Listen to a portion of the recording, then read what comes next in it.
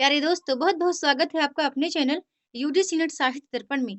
तो फ्रेंड्स, जैसा कि आप जानते हैं कि हम एनटी नेट की तैयारी हिंदी विषय से इस चैनल के माध्यम से कर रहे हैं। आज की क्लास आपके लिए बहुत इंपॉर्टेंट होने वाली है, वो इसलिए क्योंकि आज मैंने भक्ति काल से कुछ महत्वपूर्ण टॉपिक लिए हैं। वो महत्वपूर्ण टॉपिक है कि आपके पास पुस्तकें होते हुए भी आप जिनका अध्ययन नहीं करते हैं, आप न जाने कौन-कौन से टॉपिक को ढूँढ-ढूँढ के पढ़ते रहते हैं और एट लास्ट जब आपका एग्ज़ाम होता है, आपके रिज़ल्ट आते हैं, उस टाइम आप के पास सिर्फ पछताने के सिवा कुछ नहीं रहता। तो मैं चाहती हूँ फ्रेंड्स कि आप जो भी हैं, जो लोग हैं, जो मुझसे जुड़े हुए हैं, मेरी वीडियो पर अपना टाइम देते हैं, तो जो आपका ये कीमती वक़्त है, यदि आप मेरे साथ जो भी 5 मिनट, 10 मिनट, 2 या 4 मिनट जो भी आप मेरे साथ टाइम दे रहे हैं, तो मुझे लगता है कि ये टाइम आपका सार्थक जाए, निरर्थक ना जाए। तो ये आपके लिए ये टॉपिक करना आपके लिए बहुत इम्पोर्टेंट है कि भक्ति काल के कौन-कौन से टॉपिक हैं जो महत्वपूर्ण हैं और मैं वही टॉपिक लेकर आई हूँ जो एग्ज़ाम में पूछ जाते हैं। आप सबके पास पुस्तकें हैं, ऑथेंटिक पुस्तकें हैं, ये बात मुझे पता है। आप सभी लोग बहुत समझदार हैं, ये भी मैं जानती हूँ।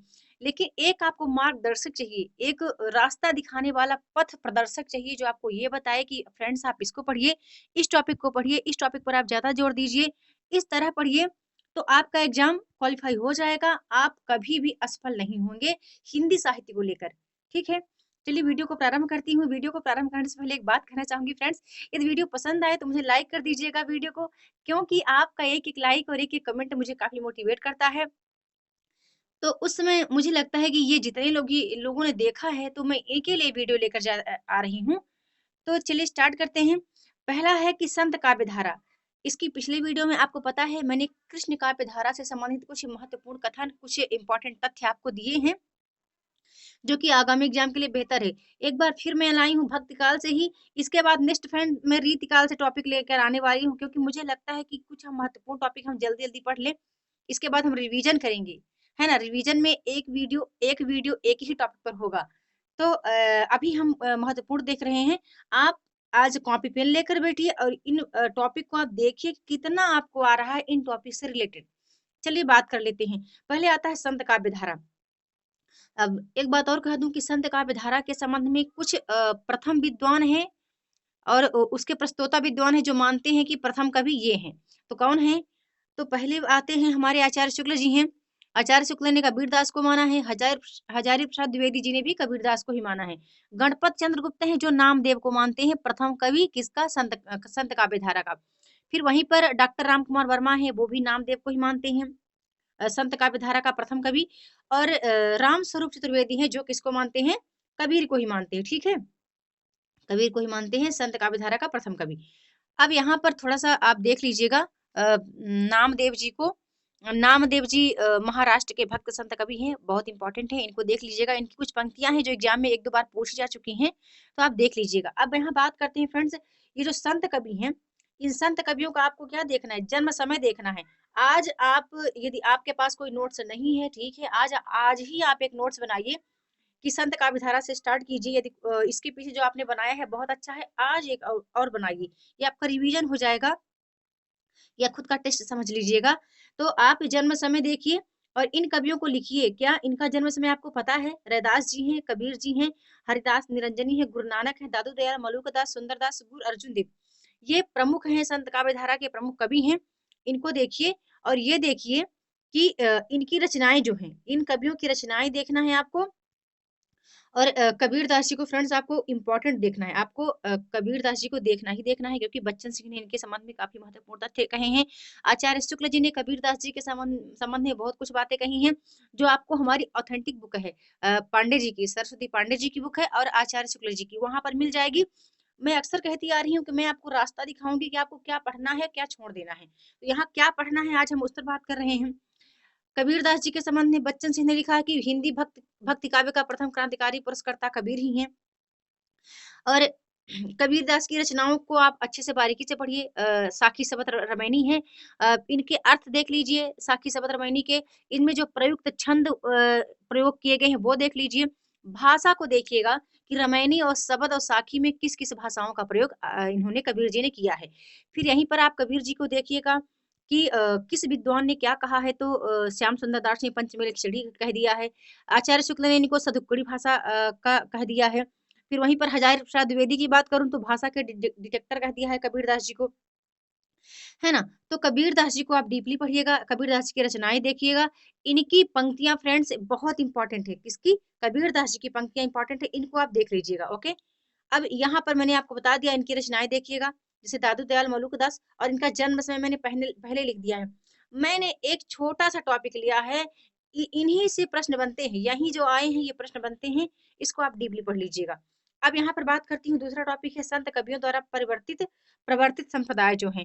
तो जो संत कवि हैं जिन्होंने अपने संप्रदाय दिए हैं, उनको आपको देखना काफ़ी इम्पोर्टेंट है। जैसे अभी कबीर पंथ की बात करूँ तो कबीर इसके प्रवर्तक हैं, सिख संप्रदाय की बात करूँ तो गुरु नानक इसके प्रवर्तक हैं, उदासी संप्रदाय की श्री चंद्र हैं, बिश्नोई के जम्भनाथ हैं, निरंजनी के हरदास निरंजन हैं, लाल तो बहुत सारे पंथ हैं। तो इसके जो प्रवर्तक हैं उनको आप देखिएगा, ये भी इम्पोर्टेंट है। यहीं पर थोड़ी-सी बात कर रही हूँ मैं हिंदी के अन्य कवियों की, अन्य संत कवियों की जो धर्मदास है, धन्ना, पीपा, रज्जब हैं, निपट निरंजन है, अक्षर अनन्य है, इनको देख लीजिएगा, इनकी रचनाएँ देख लीजिएगा, ठीक है? अब हमने इतना देख लिया। अब हम चलते हैं, एक बात और आपको पहले ही कह आई हूँ ऊपर कि संत कवियों की महत्वपूर्ण काव्य पंक्तियाँ देखिएगा। महत्वपूर्ण काव्य पंक्तियों में कौन है? कबीरदास जी इम्पोर्टेंट है, मलुकदास हैं, दादू दयाल हैं, इनकी भी एक-एक देख लीजिएगा। गुरु नानक जी को ज़रूर देखिएगा फ्रेंड्स। गुरु नानक जी की पंक्तियाँ एग्ज़ाम में पूछ ली जाती हैं, ठीक है? अब ये हो गया। अब चलते हैं हम कहाँ? अब हम चलते हैं सूफ़ी काव्य धारा की ओर। तो हम देखते हैं कि जो सूफ़ी या प्रेम मार्ग की शाखा के प्रथम कवि और प्रस्तोता विद्वान कौन माने गए हैं, ये एग्ज़ाम में पूछा जाता है। देखिए, मैंने पहले प्रीवियस ईयर प्रश्नों को एनालाइज़ किया है, इसके बाद मैं यहाँ ये टॉपिक लेकर आ रही हूँ। सारे प्रश्नों को देख डाला मैंने, कहाँ-कहाँ से प्रश्न बन रहे हैं। तो एक प्रश्न यहाँ से बनता है, सूफ़ी या प्रेम मार्गी शाखा के जो प्रथम कवि कौन है और किस रचना को इन्होंने पहली रचना माना है प्रेम मार्गी शाखा की? तो यहीं पर आता है कि गणपत चंद्रगुप्त हैं, हंसावली को मानते हैं, अशायद की रचना है। रामकुमार वर्मा ने डॉक्टर रामकुमार वर्मा ने चंदायन को माना है, तो हजारी प्रसाद द्विवेदी ने सत्यवती कथा को माना है और हमारे जो आचार्य शुक्ल जी हैं, इन्होंने मृगावती को सूफी काव्य धारा की प्रथम रचना माना है, जो कि कुतुबुन की है ना? तो ये चीज़ आप देखिएगा, इनकी रचनाओं को देखिएगा, ठीक है? ये एग्ज़ाम में पूछा जाता है। यहीं पर आपको सूफी के प्रमुख जो कवि हैं, उनकी रचनाएँ देखना क्योंकि फ्रेंड्स इतनी बार पूछा गया है सूफी रचनाओं को। हंसावली, चंदायन ये पद्मावती है, सत्यवती कथा, मृगावती, मधुमालती मतलब जितनी भी है ना, रूपमंजरी है, चिताई वार्ता, चित्रावली ये सब हंस हंस हंस जवाहिर है, इंद्रावती, अनुराग वासरी तो ये क्या जितनी भी सूफी रचनाएँ हैं, इनको आप देखिए क्योंकि इनकी जो प्रकाशन वर्ष है वो पूछा जाता है और इनके जो कवि हैं, कभी-कभी क्या है कवियों के भी प्रकाशन वर्ष के अनुसार लगाने के लिए पूछा जाता है। कभी-कभी इनके जो प्रयुक्त छंद हैं, इनकी भाषाएँ हैं, ये जो सूफी रचनाएँ हैं किस भाषा में लिखी गई हैं और कौन से छंद इनमें प्रयुक्त हुए हैं। तो ज़्यादातर जो रचनाएँ हैं आपको मिलेंगी राजस्थानी और अवधी भाषा में ही स कुछ हैं जो कि ब्रज भाषा में हैं। और इनके जो छंद हैं बता दूँ दोहा चौपाई फ़ेमस है। दोहा चौपाई सोरठा, दोहा चौपाई सोरठा, दोहा चौपाई तो बिल्कुल फ़ेमस है इनकी इनकी रचनाओं में। ठीक है? ये देखिएगा अब मैं बात कर रही हूँ जायसी की, ये सूफ़ी काव्य धारा के अंतर्गत जायसी जी आते हैं फ्रेंड्स। जायसी जी को आपको पढ़ना है, क्यों पढ़ना है? क्योंकि आपको पता है कि जायसी काफ़ी इम्पोर्टेंट है हमारे लिए और जायसी का पद्मावत आपको पढ़ना है ना? पद्मावत है, खरावट है, आखिरी कलाम है, कभी-कभी आखिरी कलाम का वर्ण विषय पूछ लिया जाता है कि कयामत का वर्णन तथा मुगल बादशाह बाबर की प्रशंसा किस रचना में है जायसी की? तो वो आखिरी कलाम है। इनका है चित्ररेखा है, कहरानामा, मसलानामा, कन्हावत है, तो इसको ज़रूर देखिएगा। एक प्रश्न और पूछा जाता है इससे संबंधित जायसी जी से कि प्रश्न है कि आचार्य शुक्ल ने किन रचनाओं को अपने ग्रंथ में स्थान दिया है? हिंदी साहित्य का इतिहास में तो 3 रचनाएँ हैं इनकी जैसे जी की पद्मावत है, करावट है और आखिरी कलाम का ही उल्लेख आचार्य शुक्ल जी ने किया है जैसी की रचनाओं को, है ना? तो आप इसको देख लीजिए कभी-कभी क्या है पद्मावत जो है इसके प्रतीकार्थ पूछा जाता है कि कौन से जो इसके पात्र हैं वो किसके प्रतीक माने गए हैं? तो आप इसको देख लीजिएगा। यहाँ पर मैं इम्पोर्टेंट ही बता रही हूँ, ठीक है? और थोड़ा-सा इम्पोर्टेंट ये भी है, मृगावती, मधुमालती, इंद्रावती, सत्यवती कथा और चंदायन और एक आलमकृत जो है माधवनल कामकंदला, इसको देख लीजिएगा, ठीक है? ये हो गया। अब यहाँ पर एक प्रश्न और आता है कि महत्वपूर्ण जो प्रेमाखानिक काव्य और उनके नायक-नायिका हैं, इनको देख लीजिएगा फ्रेंड्स। यदि यहाँ से आपके पास जिस वीडियो की दिक्कत हो रही है, जो टॉपिक है, जो टॉपिक आपको लग रहा है कि आपको नहीं आ रहा है, आपके समझ में नहीं आ रहा है, आप कमेंट करके बताइएगा, उसके लिए मैं एक अलग से वीडियो डाल दूँगी। लेकिन मैं चाहती हूँ कि आपका जो टाइम है सार्थक जाए, ऐसे नहीं कि मैं फालतू की वीडियो लाती जाऊँ। मुझे लगता है कि ये सभी के पास पुस्तकें हैं, आप पुस्तकों का अध्ययन कीजिए, मैं टॉपिक बताती हूँ किस टॉपिक को पर आपको ज़्यादा फ़ोकस करना है। तो ये हो गया प्रेम आख्यान काव्य के नायक-नायिका की बात करूँ तो जैसे चंदायन है, लोर लोरी किसके नायक-नायिका हैं, सत्यवती कथा की बात करूँ तो राजकुमारी सत्यवती और राजकुमार ऋतुपर्ण इसके नायक हैं, मृगावती है, पद्मावत है, मधुमालती है ना? तो इनके आपको नायक-नायिका देखना है। जिसके भी नायक-नायिका आपके पास नहीं है, वो तथ्य आप मुझे बताइएगा। यहीं पर आप मैंने रचनाओं की बात मैंने पहले कह दी। सूफी कवियों की महत्वपूर्ण काव्य पंक्तियाँ देखनी है, ठीक है? क्योंकि कौन-कौन है? मंझन दास जी हैं, मलिक मोहम्मद जायसी जी हैं, कुतुबुन हैं। इनके कई बार क्या है पंक्तियाँ पूछ जाती हैं और किनकी पंक्तियाँ ज़्यादा पूछी जाती हैं? जायसी जी की। ठीक है फ्रेंड? तो जायसी जी की जो पंक्तियाँ हैं, उनको आप देख लीजिएगा। अब हम यही बात करते हैं सगुण धारा राम भक्ति शाखा की। तो राम भक्ति शाखा के अंतर्गत आपको क्या पढ़ना है ये इम्पोर्टेंट है कि तुलसीदास के संबंध में विद्वानों की जो उक्तियाँ हैं वो पढ़िएगा, ठीक है? एक और आता है यहीं पर राम भक्ति शाखा में वैष्णव संप्रदाय आता है। वैष्णव संप्रदाय की उत्पत्ति के संबंध में फ्रेंड्स कौन-कौन से आचार्य हैं, कुछ लोग आचार्य किसको मानते हैं? इसके जो प्रवर्तक माने गए हैं, श्री संप्रदाय के प्रवर्तक कौन है? ब्रह्म संप्रदाय के, रुद्र संप्रदाय के, सनकादि संप्रदाय के, ये प्रवर्तक पूछा जाता है और क्या पूछा जाता है इसमें? दर्शन जो इनके हैं, सगुण धारा के अंतर्गत जो इनके दर्शन हैं, विशिष्टाद्वैत, द्वैतवाद, अद्वैतवाद, शुद्धाद्वैतवाद, ये आप ज़रूर याद रखिएगा, ठीक है? अब हम बात करते हैं कि तुलसीदास के संबंध में जो विद्वान हैं, उन्होंने क्या उक्तियाँ कही हैं? तो आपको पता है कि ये एग्ज़ाम में कई बार यहाँ से प्रश्न पूछे जा चुके हैं, जैसे नाभादास ने क्या कहा, कलिकाल का वाल्मीकि कह दिया है। ग्रियर्सन जी ने बुद्ध देव के बाद सबसे बड़ा लोकनायक कह दिया है। आचार्य शुक्ल ने काफ़ी अच्छा इनके संबंध में व्यक्त किया है। फिर हमारे हज़ार प्रसाद द्विवेदी हैं, भारतवर्ष का लोकनायक कहा है। रामविलास शर्मा ने जाति कब कह दिया, तो अमृतलाल डांगर ने मानस का हंस कह दिया है ना? तुलसीदास के विषय में जो विद्वान हैं, ये इसको आप ज़रूर देखिएगा। फ्रेंड्स एक चीज़ और आपको देखना है वो क्या है तुलसीदास के जन्म के विषय में जो मतभेद है कुछ विद्वान हैं जो सूकर खेत सोरो मानते हैं कुछ हैं जो राजापुर मानते हैं जो कि जिला बांदा में है ठीक है तो ये थोड़ा सा आप देख लीजिएगा तुलसीदास की रचनाएं आपके लिए बहुत इंपॉर्टेंट है क्योंकि यहाँ पर अक्सर पूछा जाता है कि इनकी रचनाओं के संबंध में कौन सी रचना है जो कि ब्रज भाषा में है कौन सी रचना है जो कि काव्य रूप पूछा जाता है कौन सी मुक्तक है कौन प्रबंध काव्य है कौन सा गीत काव्य है तो ये आप इनकी रचनाओं के संबंध में जरूर देखिए और प्रयुक्त छंद हैं इनके इनसे जो सर्ग हैं वो आपको याद रखना चाहिए इनकी रचनाओं के कि किसके कितने कांड हैं है ना क्योंकि कई बार एग्जाम में पूछा जा चुका है इनकी 12 रचनाएं ही प्रामाणिक मानी गई हैं तुलसीदास जी की और कौन कौन सी रचनाएं प्रामाणिक हैं और किन रचनाओं को पंचरत्न कहा गया है ठीक है कौन सी रचनाएं हैं जिनको पंचरत्न कहा गया है ये भी आप देख लीजिएगा इनकी प्रमुख पंक्तियां आपको पता है फेमस हैं तुलसीदास जी की एक पंक्ति एग्जाम में पूछी ही जाती है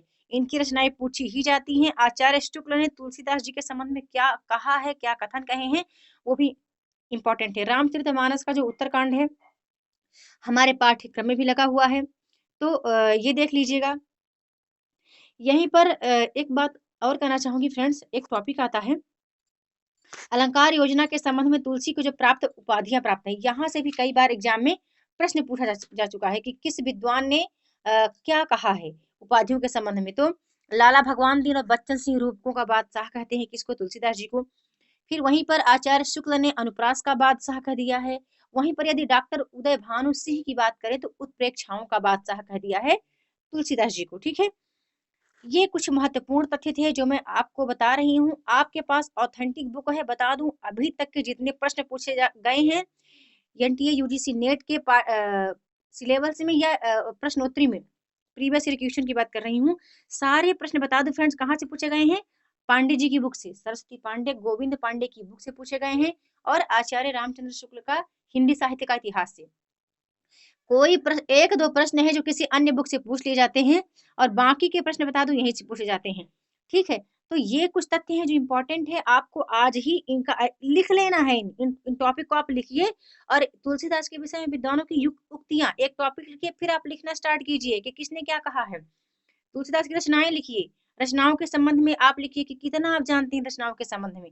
क्यों? इससे आपको बहुत नॉलेज होगा। आपका यदि नेट क्वालिफ़ाइड हो भी जाता है ना, जिस दिन आप असिस्टेंट प्रोफ़ेसर के लिए कहीं जाएँगे इंटरव्यू के लिए, वहाँ पर आपसे ये सारी बातें पूछी जाएँगी। और क्योंकि मैंने इसका जो सिलेबस देखा ना असिस्टेंट प्रोफ़ेसर का, तो यही सारे तथ्य हैं जो इम्पोर्टेंट हैं, जो फ़ेमस कवि हैं, विद्वान हैं, उन्हीं को अक्सर पूछा जाता है। फिर आपको यहाँ पे थोड़ा-सा अग्रदास को पढ़ लेना है, अग्रदास की रचनाएँ पढ़ लेनी है क्योंकि एग्ज़ाम में अग्रदास जी को पूछ लिया जाता है। आपको नाभादास जी को पढ़ लेना है, नाभादास जी का जो अष्टयाम है काफ़ी इम्पोर्टेंट है और इनके भक्तमाल हैं, इसका पो इस इससे जो तथ्य हैं तो इसको देख लीजिएगा। केशवदास जी फ्रेंड्स बहुत इम्पोर्टेंट है, केशवदास को हम पढ़ेंगे रीतिकाल में भी, लेकिन आप भक्तिकाल में थोड़ा-सा इनका परिचय देख लीजिएगा। फिर सेनापति जी हैं, सेनापति जी को भी आप देख लीजिएगा क्योंकि सेनापति जी भी इम्पोर्टेंट हैं। आज मैं यहाँ पर महत्वपूर्ण तथ्य लिया है और मैं चाहती हूँ कि आपके लिए ये वीडियो काफ़ी सार्थक हो और तो आज की वीडियो में इतना ही। यदि वीडियो पसंद आए तो वीडियो को लाइक कर दीजिएगा। फ्रेंड्स जाते-जाते कहना चाहूँगी कि जल्द मिलती हूँ अपने नेक्स्ट वीडियो में न्यू टॉपिक के साथ। तो आपको आज की वीडियो कैसी लगी? वीडियो के साथ बने रहने के लिए बहुत-बहुत धन्यवाद।